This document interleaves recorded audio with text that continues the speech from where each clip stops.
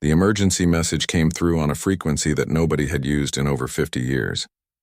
It was the kind of signal that meant something terrible was happening. In the Great Hall of the Galactic Council, representatives from dozens of different alien species sat in their seats and watched as the hologram flickered to life. Ambassador Kelrus stood at the center of the room. He was from a species called the Valan. They looked like large insects with hard shells covering their bodies. Right now, Kelrus was shaking. His voice came out broken and scared through the translation device that let everyone understand each other. The images behind him showed horror. Entire planets were burning. Cities that had stood for thousands of years were nothing but ash and smoke. Ships floated in space, torn apart like paper. The Krell swarm had come to the Valan worlds, and they were destroying everything. Everyone in the galaxy knew about the Krell swarm. They were like a plague of locusts, but in space. They traveled from system to system, eating everything they found. Their ships were alive, grown from flesh and bone instead of built from metal. They could heal themselves during battle and learn from every fight. No one had ever stopped them. The best anyone could do was run away and hope the swarm would move on to somewhere else. Kelrus spoke to the council with desperation in his voice. His people had tried everything. They had fought with every weapon they had. They had called for help from their allies. Nothing worked. The swarm kept coming, kept killing, kept destroying. Now they had only one choice left. They were begging the Galactic Council for help. The council chamber fell silent when Kelrus finished speaking. Nobody wanted to be the first to say no. But everyone was thinking it. The Valan worlds were far away from the core systems where most council members lived. To send ships and soldiers there would cost enormous amounts of money and resources. It would leave their own planets vulnerable. And for what? The Krell swarm would probably just destroy the Valan anyway. A tall, thin alien named Varric spoke first. He represented the Thaylen Assembly, one of the oldest and most powerful groups in the galaxy.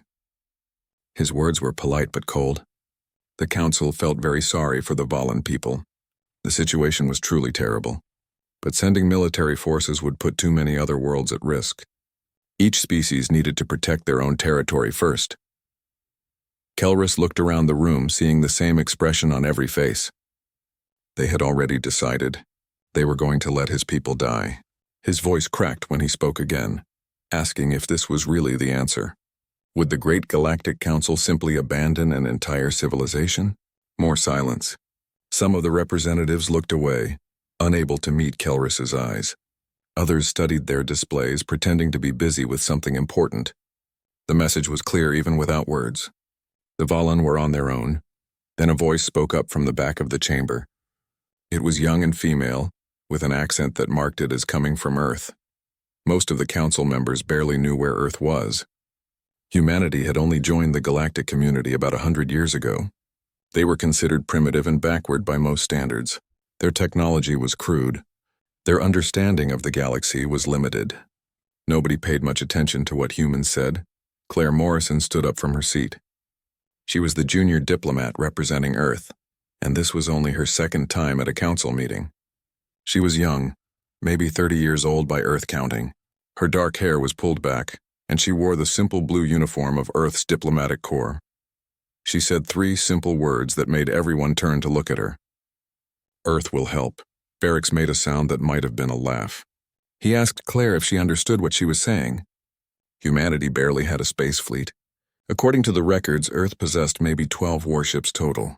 What possible difference could such a tiny force make against the Krell swarm? Claire smiled, but it was not a happy smile. It was the kind of smile that made some of the older, more observant council members suddenly remember something important.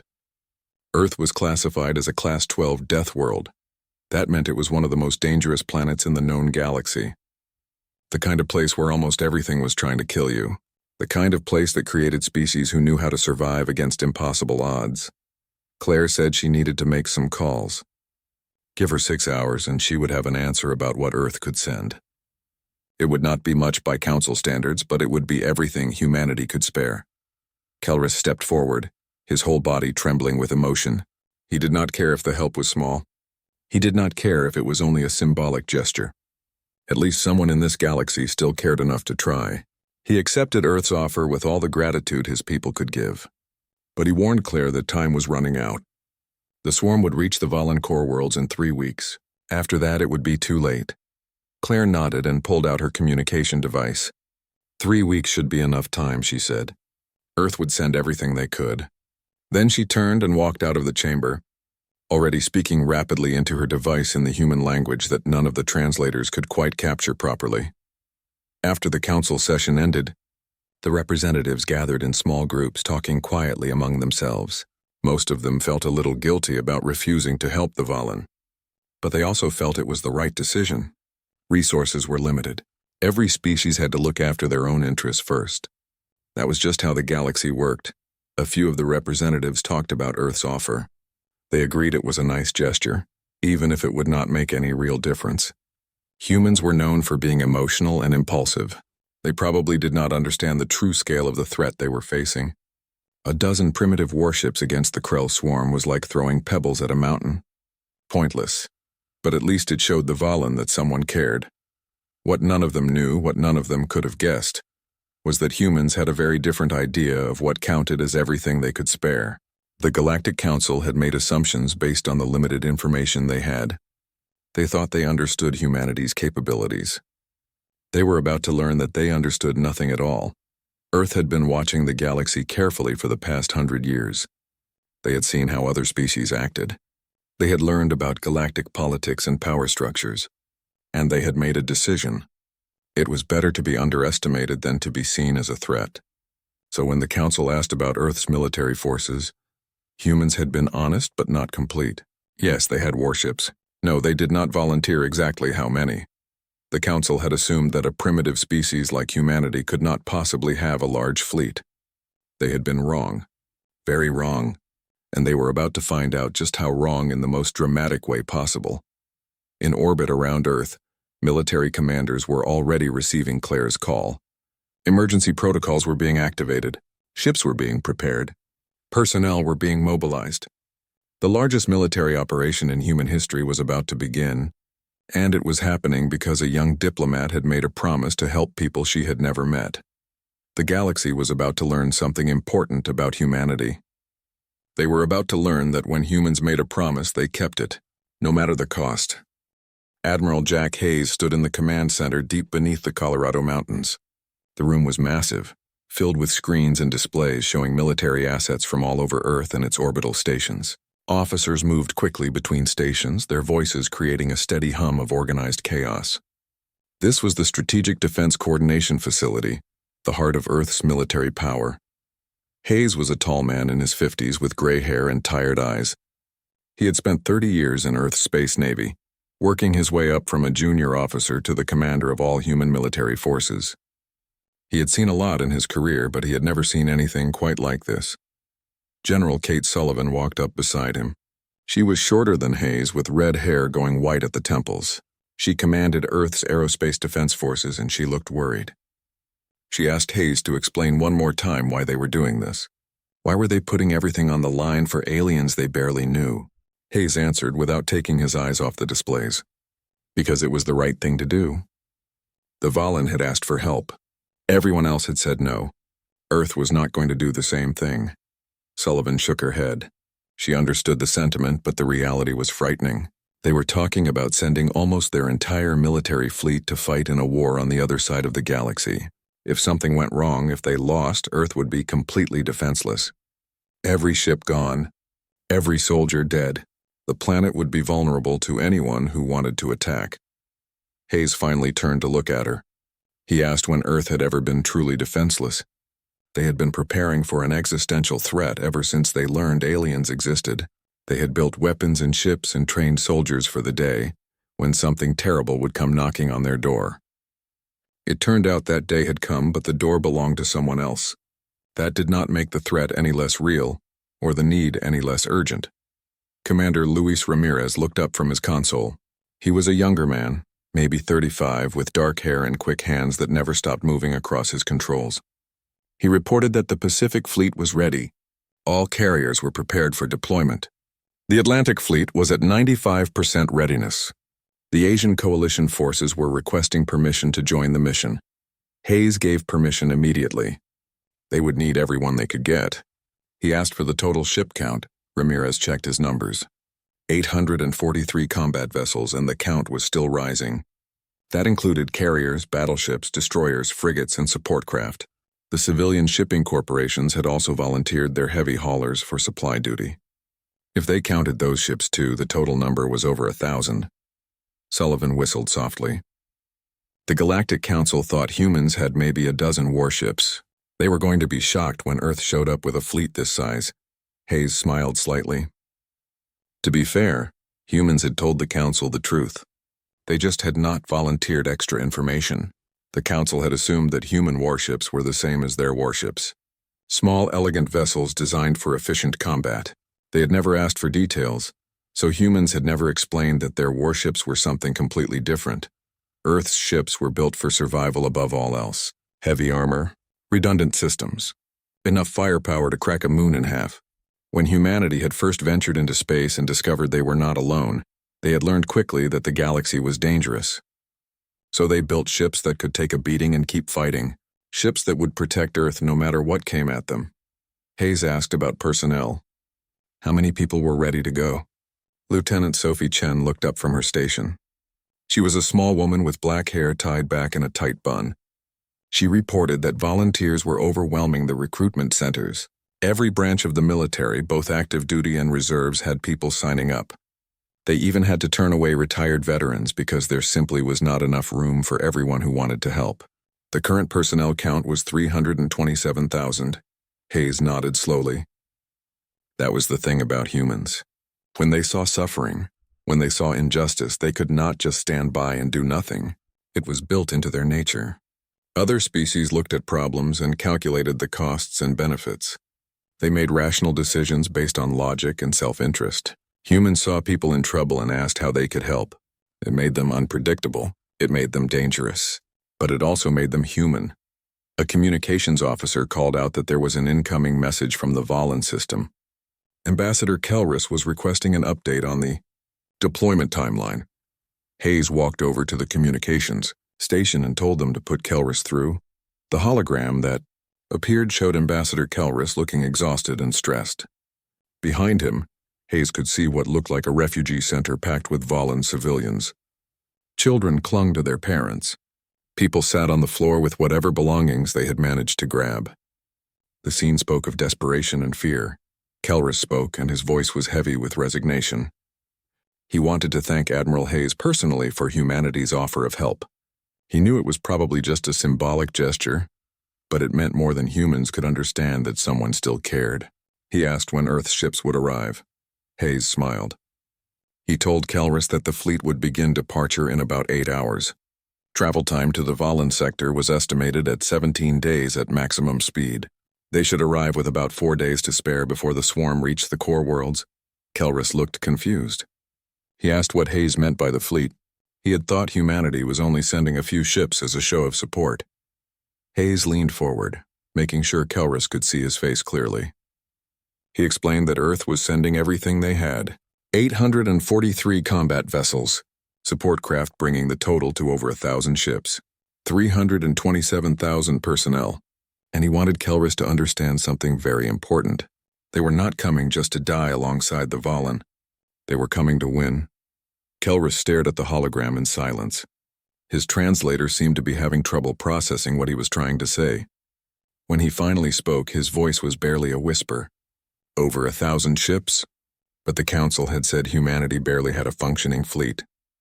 They had called humans primitive. Hayes shrugged. The Council had a habit of underestimating humanity. That was fine. It had worked in Earth's favor for a long time.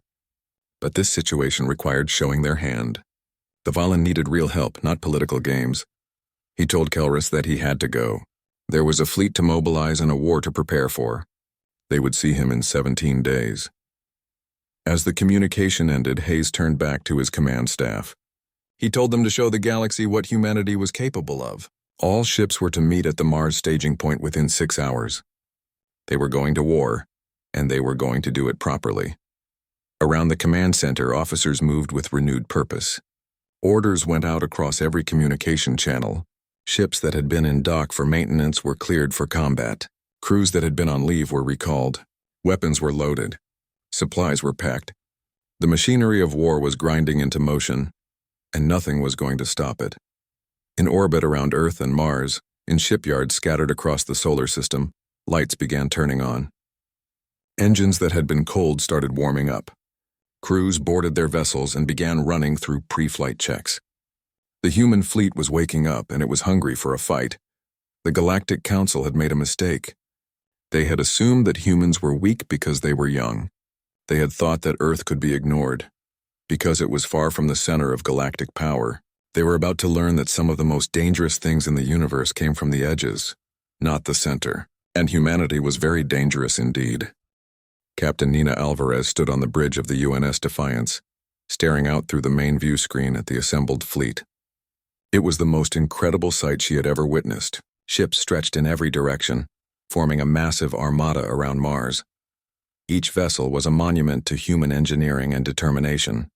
The Defiance was one of Earth's newer battleships. She was a kilometer long, built from reinforced titanium and composite armor that could withstand almost anything the galaxy could throw at it. Railguns lined her hull. Missile batteries waited in their tubes. Point defense systems tracked everything that moved within 1,000 kilometers. She was beautiful and deadly, and Nina loved her. But the Defiance was just one ship among hundreds. Carriers bigger than mountains. Destroyers that moved like sharks through space. Frigates designed for speed and precision strikes. And behind them all, the supply ships that would keep the fleet running during the long journey ahead. Commander Peter Wright appeared at her shoulder. He was her first officer, a calm man in his 40s with steady hands and a mind that never stopped analyzing. He reported that all ships were ready for the jump to faster-than-light travel. Admiral Hayes was about to broadcast to the entire fleet. Nina nodded, and the Admiral's face appeared on the main screen. Hayes looked tired but determined. His weathered face showed every one of his 50-plus years, but his eyes were sharp and focused. He spoke to everyone in the fleet. In a few moments, they would jump to the Valen sector. Many people had been asking why they were doing this. Why were they risking so much for aliens they did not know? The answer was simple. Because the Valen had asked for help, and humanity was the only one who answered. Hayes paused, letting his words sink in. The rest of the galaxy thought humans were crazy. They thought Earth's people were primitives who did not understand how interstellar politics worked. Maybe they were right, but Hayes would rather be crazy and compassionate than rational and heartless. Humanity did not abandon people in need. They did not calculate acceptable losses when lives were at stake. And they definitely did not back down from a fight. The Krell swarm had terrorized the galaxy for thousands of years. They had destroyed countless civilizations. No one had ever been able to stop them. But the swarm had never fought humans before. They did not know what it meant to face a species that evolved on a death world.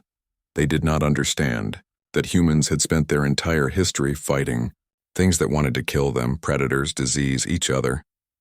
The very planet they lived on. Nina felt a chill run down her spine. Around the bridge, she could see her crew sitting up straighter. Their faces showed determination and pride. Hayes continued. Humans were not elegant like the Thalans. They were not wise like the Centaurians. But they were stubborn. They were relentless. And they did not know how to quit. So here was the plan. They would jump into the Valen system. They would form up between the swarm and those civilian populations. And they would hold the line. Not because it was easy. Not because it made logical sense. But because it was the right thing to do. When this was over, the galaxy would learn something important. You did not mess with the things humans cared about. Hayes' expression softened slightly. He would not lie to them. Some of them were not coming home. The swarm was dangerous, and this would be the hardest fight any of them had ever faced. But if they were going to die, they would die doing something that mattered. They would die saving lives. And there was no more honorable death than that. He ordered all ships to prepare for the jump. He would see everyone on the other side.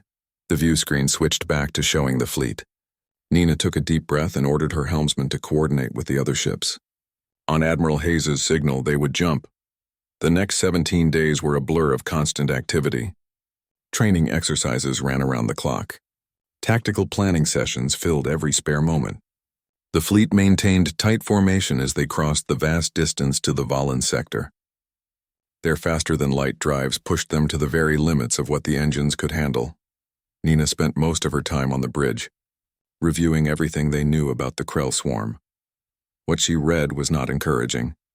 The swarm ships were biological constructs, grown rather than built. They could repair damage in the middle of battle. They adapted to enemy tactics. They attacked in massive numbers, overwhelming defenses through sheer weight of firepower.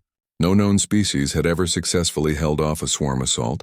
Commander Wright appeared with 2 cups of coffee. He asked if she was reading more nightmare fuel.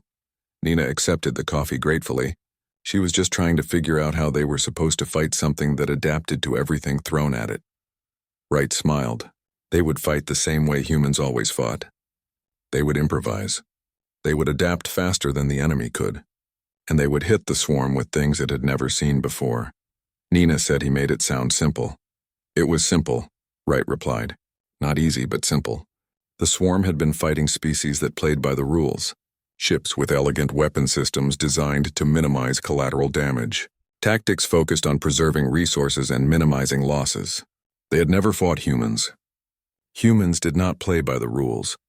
They threw everything at a problem until it was solved or they were dead. And personally, Wright was betting on the former. Nina smiled despite the situation. She thought Wright was right. The swarm was about to learn why you did not pick a fight with a Deathworld species. The days passed quickly. Crews drilled constantly. Engineers checked and rechecked every system. Medical teams prepared for casualties. Everyone knew what was coming. Everyone understood the risks. But nobody suggested turning back. This was what they had signed up for. This was what it meant to serve. On the 17th day, the fleet emerged from faster-than-light travel at the edge of the Valan system. What awaited them made even the most experienced officers stop and stare. The Krell swarm was massive beyond belief. Thousands upon thousands of bioships formed a living wall of flesh and bone between the human fleet and the Valan core worlds. Each ship pulsed with sickly bioluminescence. They looked diseased and wrong, like tumors growing in the darkness of space. Sensors detected weapons charging across the entire swarm formation. Nina stood frozen for a moment, trying to process the sheer scale of what they were facing. She had known the swarm was large. The reports had said as much. But seeing it in person was different. It was like staring at a natural disaster, a hurricane made of ships and death. Then she shook herself and started giving orders. Contact Ambassador Kelris. Get her Admiral Hayes. It was time to announce their arrival. Around her, the bridge crew moved with practiced efficiency. They had trained for this. They were ready. The fear was still there, but it was buried beneath layers of discipline and determination. The swarm had been terrorizing the galaxy for millennia. They had never lost. They had never been stopped. But they had also never fought humanity. And humans had a saying that seemed appropriate right now. There was a first time for everything. Nina looked at her crew one more time. They were young and old, from every continent on Earth, from every culture and background humanity had produced. But right now, they were all the same. They were all human, and they were all ready to fight. She gave the order to go to battle stations. The war was about to begin. Ambassador Kelris stood in the Valan Defense Command Center, surrounded by exhausted military officers. They had been fighting a losing battle against the swarm for weeks. Morale was gone. Hope was dead. His people were preparing for the end. Then every sensor in the room lit up like fireworks. A young sensor technician called out, his voice breaking with surprise. They had multiple faster-than-light signatures appearing at the edge of the system. Hundreds of them. No, thousands. Ships were materializing from nowhere. Kelris felt his heart sink. More swarm ships. They were going to die even faster than predicted. He ordered the display turned on, his voice heavy with defeat.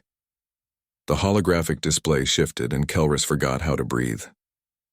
The ships appearing at the edge of the system were not Krell bioships.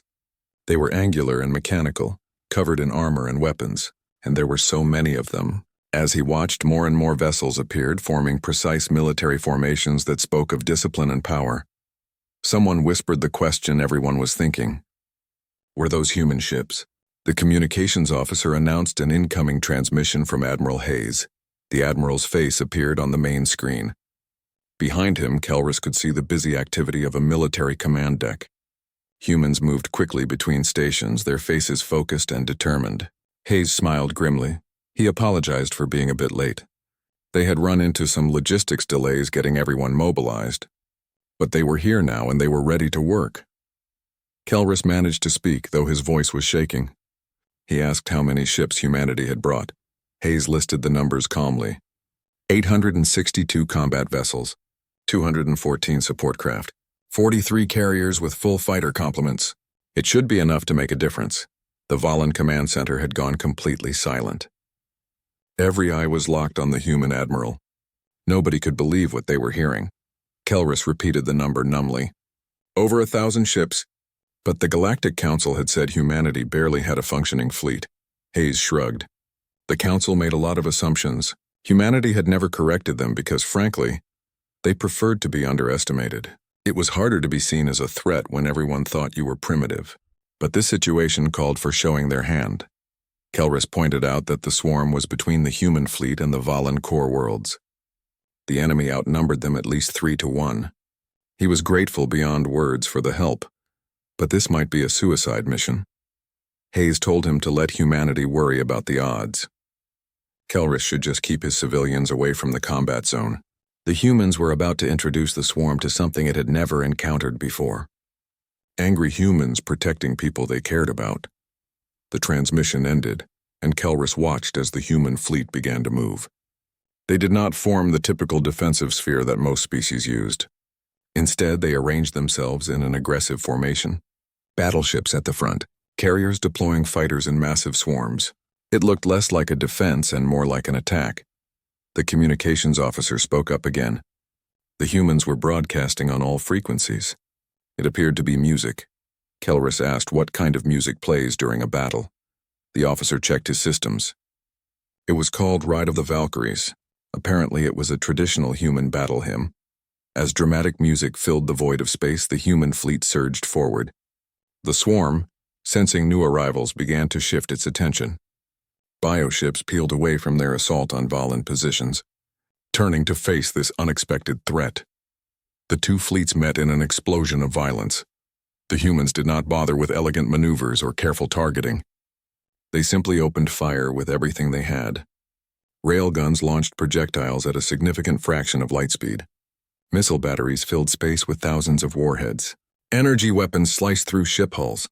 And most terrifying of all were the kinetic kill vehicles. Massive chunks of dense metal accelerated to incredible speeds, turning simple mass into devastating weapons. The swarm reacted as it always did.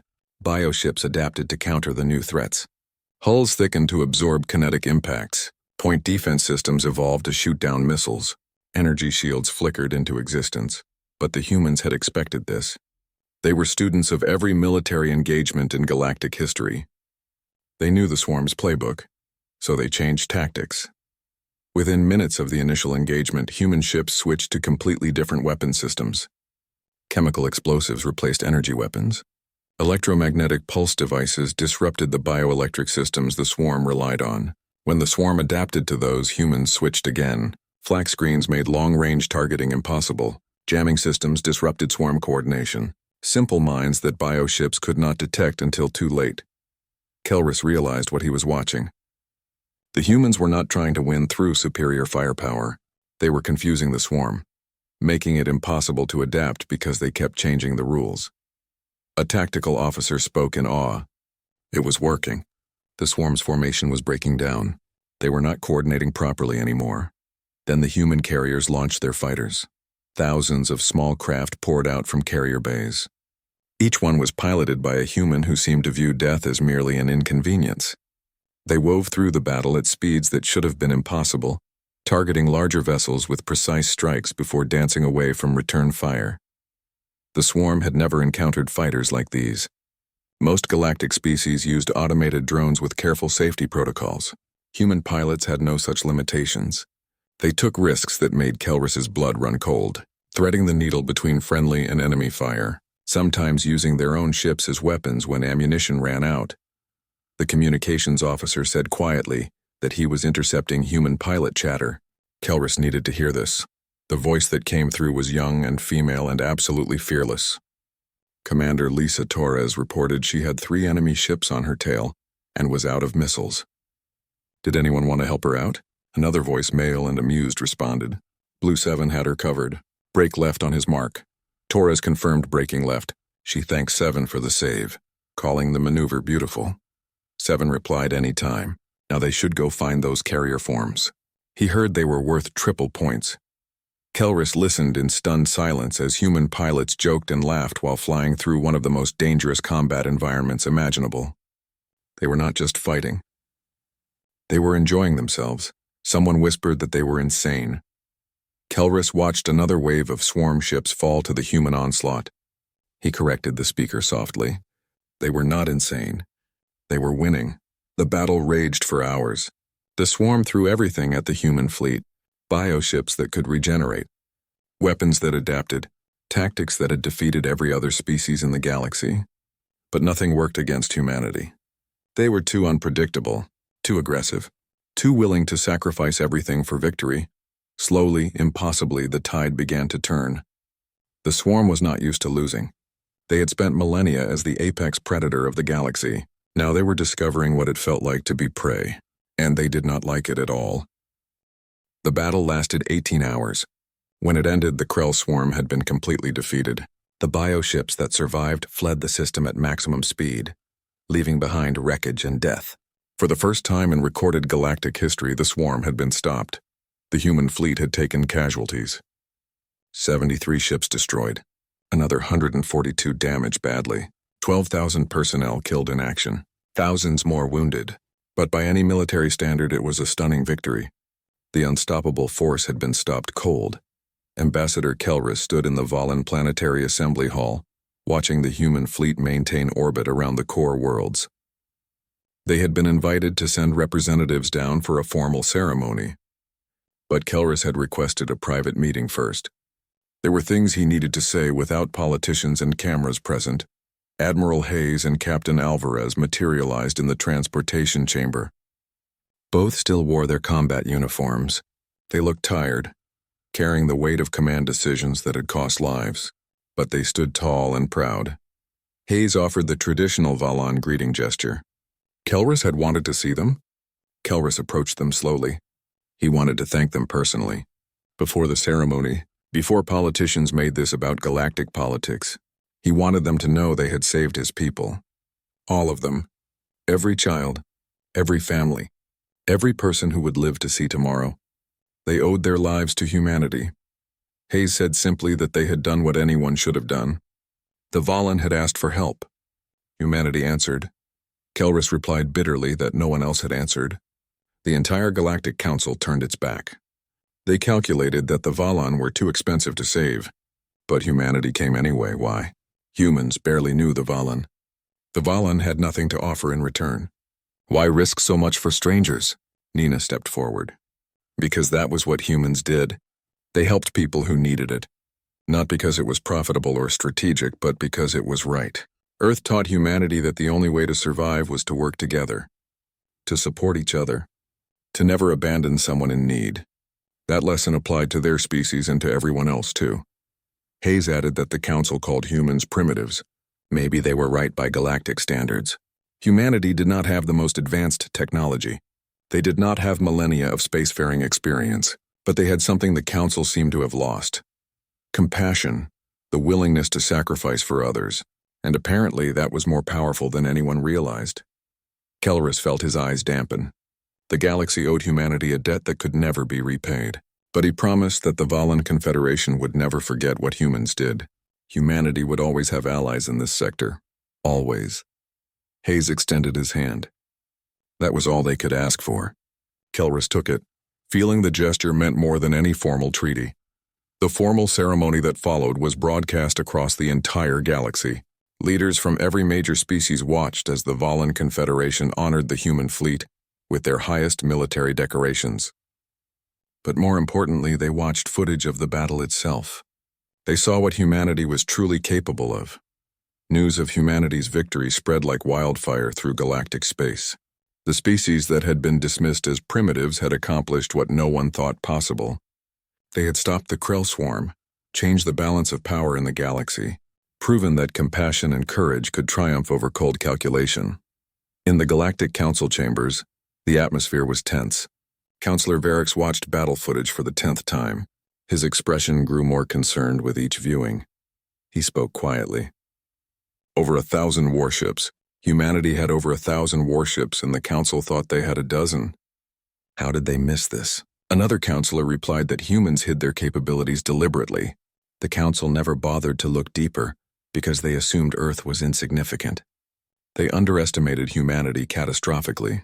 Varix asked the important question. What would they do about it? Humanity just proved they had both capability and will to project force across the galaxy, and they did it for altruistic reasons, which somehow made them more dangerous. A species with that much power and no clear self-interest was unpredictable. A new voice spoke up, or it made them exactly the kind of allies the galaxy needed. Everyone turned to see Claire Morrison entering the chamber. The young diplomat looked different now. There was confidence in her bearing that had not been there before. Varix said carefully that her people had certainly made an impression. Claire smiled slightly. Humans tended to do that. Now that they had demonstrated they were not the primitives everyone thought, perhaps they could discuss humanity's full integration into the Galactic Council, with appropriate representation, of course. Varix agreed quickly. The last thing the Council wanted was to antagonize a species that could field a fleet that size. But he was curious. Why had humanity not told them about their true military capabilities from the beginning? Claire's smile widened. Would they have believed her if she had? No, they needed to see it for themselves. Besides, there was an old human saying, speak softly and carry a big stick. Humanity spoke softly for 100 years. Now everyone knew about the stick. She turned to address the full council. But they needed to understand something. Humanity did not reveal their fleet to intimidate anyone. They did it to save lives. That was what humans did. They protected those who could not protect themselves. They stood up to bullies, whether the Krell swarm or anyone else. And they would continue to do so, with or without council approval. However, she continued, humanity would prefer to work with the council. The galaxy faced many threats. Everyone was stronger together than apart. Humanity was ready to be a full partner in galactic affairs. The question was simple. Was the council ready to accept them? The council chambers fell silent as delegates considered this. Finally, Varix spoke. The council recognized humanity as a full member species with all rights and responsibilities. And Representative Morrison? He paused. Thank you for reminding everyone what it meant to stand up for what was right. Back in the Valen system, Admiral Hayes stood on the bridge of the UNS Defiance. The fleet was preparing to return home. They had accomplished their mission. Lives were saved. Humanity had announced its presence to the galaxy in the most dramatic way possible. Nina asked quietly if Hayes thought they would remember this. What humanity did here? Hayes smiled. They would remember that a species from a death world heard a cry for help and answered it. They would remember that humans did not abandon people in need. And they would remember that sometimes the greatest strength was not having the best technology or the most resources. It was having the courage to do what was right no matter the cost. Nina said that was one hell of a legacy. It was the human legacy, Hayes replied. It was who they were, and if humanity had anything to say about it, it was who they would always be. As the fleet entered faster than light travel, leaving the Valen system behind, one thing was certain. The galaxy would never underestimate humanity again. The Deathworlders had arrived and they had changed everything. 6 months after the Battle of Valen, as historians were already calling it, the galaxy was a different place. The news had spread to every inhabited system. Humanity, the species everyone had dismissed as primitive newcomers, had defeated the Krell swarm. The impossible had become reality. In the Galactic Council chambers, the seating arrangement had changed. Earth's representative no longer sat in the back corner with the minor species. Claire Morrison now had a seat at the main table, right beside the most powerful civilizations in the galaxy. Nobody questioned it. Nobody dared. Today's session was focused on trade agreements and resource allocation. Normal, boring political business. But everyone kept glancing at the human representative, wondering what she was thinking. Wondering what humanity might do next. After the session ended, Counselor Varix approached Claire in the corridor outside. He had requested this private conversation, though he was not entirely sure what he wanted to say. Finally, he just asked the question that had been bothering him for months. Why had humanity really helped the Valen? There had to be a deeper reason. Some strategic advantage they were pursuing. Some long-term political goal. Species did not just throw away resources for altruism. It did not make sense. Claire looked at him for a long moment. Then she smiled, but it was a sad smile. She told him that was the difference between humans and the rest of the galaxy. The Council kept looking for hidden motives because they could not imagine acting without self-interest. But humanity really was that simple. They saw people in trouble and helped. That was it. No secret plan. No political agenda. Just basic compassion. Varric shook his head slowly. That made humans either the most noble species in the galaxy or the most naive. He was not sure which. Claire laughed. Maybe it was both. But naive or not, humanity had stopped the swarm, and they would do it again if they had to. That was worth something. Meanwhile, back on Earth, life had mostly returned to normal. The fleet had come home to parades and celebrations. The casualties had been mourned in ceremonies broadcast across the planet. 12,000 names added to memorials. 12,000 families changed forever. But their sacrifice had saved an entire civilization. That meant something. Admiral Hayes had retired after the battle. He was too old, too tired, and he had done what he set out to do. Now he spent his days at his home in Montana, watching the mountains and thinking about all the people who did not make it back. They haunted him, but he would not change his decision. The Valen were alive because of what humanity did. That was enough. Captain Nina Alvarez had been promoted to admiral and given command of the Pacific Fleet. She was young for the position, but nobody questioned her qualifications. She had fought the swarm and survived. She had led her crew through hell and brought most of them home. That earned respect. One evening, she received a personal communication from Ambassador Kelris. The Valen wanted to invite her to their homeworld for a memorial service. They were dedicating a monument to the human forces who had saved them. Would she come? Nina accepted immediately. 2 weeks later, she stood on the surface of the Valan capital world, looking at a massive structure of crystal and stone. The monument listed every human who had died in the battle. 12,000 names carved into stone that would last for millennia. Surrounding the monument were smaller markers, one for each ship that had been destroyed. Kelris stood beside her as thousands of Valan gathered for the ceremony.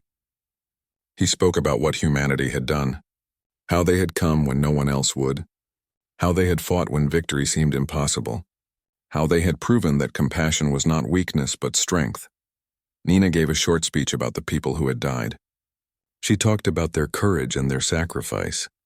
She talked about why they had come, not for glory or profit, but because it was right, because that was what humans did. After the ceremony, a young Valan child approached Nina. The child was maybe 8 years old by human counting. She thanked Nina for saving her family, for giving her a future. The child said that when she grew up, she wanted to be like the humans. Brave and kind, Nina knelt down to the child's level. She told the girl she did not need to be like humans. She just needed to be like herself. Kind and brave and willing to help others. That was all that mattered. Back in space, humanity's fleet was being rebuilt. The ships that had been damaged were being repaired. New vessels were being constructed. Earth was not taking any chances. They had revealed their military strength to the galaxy. Now they needed to maintain it. But something else was happening too. Other species were reaching out to Earth. Not for military alliances or trade deals, though those were discussed.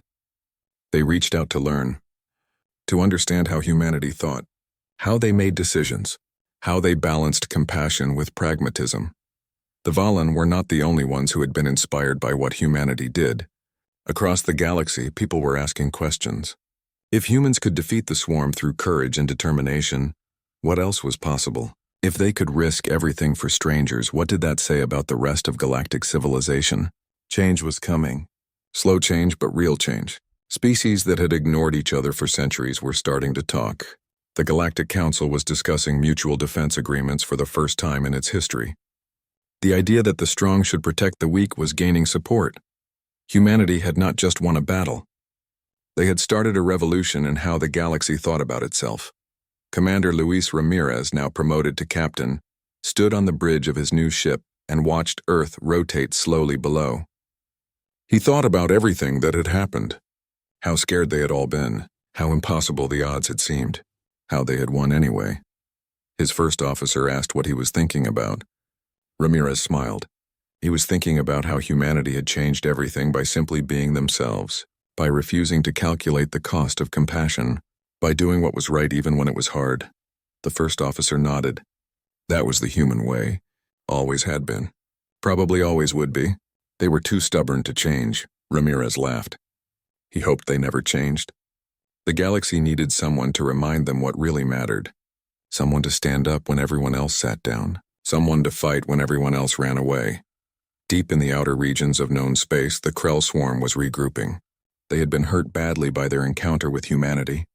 Ships destroyed, tactics proven useless, confidence shattered. But they were not gone. They were adapting, learning, preparing. The swarm would be back someday. Everyone knew it. But next time they would not face just the humans. Next time they would face a united galaxy that had learned from Earth's example.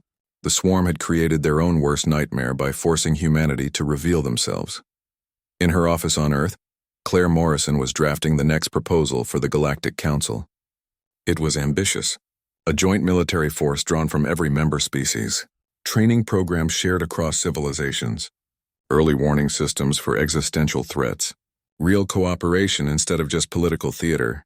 It would be hard to implement. There would be resistance from species who preferred isolation. But Claire thought it could work. Humanity had proven that working together, sacrificing for others was not just moral but practical. It won battles. It saved lives. It made everyone stronger. She sent the proposal off and leaned back in her chair. 6 months ago, nobody had listened to her. Now her words carried weight. Not because humanity had big ships and powerful weapons, though those helped, but because they had proven something important. They had shown the galaxy what it looked like to actually care. Outside her window, the sun was setting over Geneva. Claire watched the light fade and thought about the future. Humanity had changed the galaxy by accident. They had just been trying to help. But that one act of compassion had rippled outward, touching everything. The Deathworlders had arrived. Not with threats or demands. Not with conquest or domination, but with a simple offer to help people in need. And somehow that was more powerful than any weapon. The galaxy would never be the same, and that was exactly what it needed.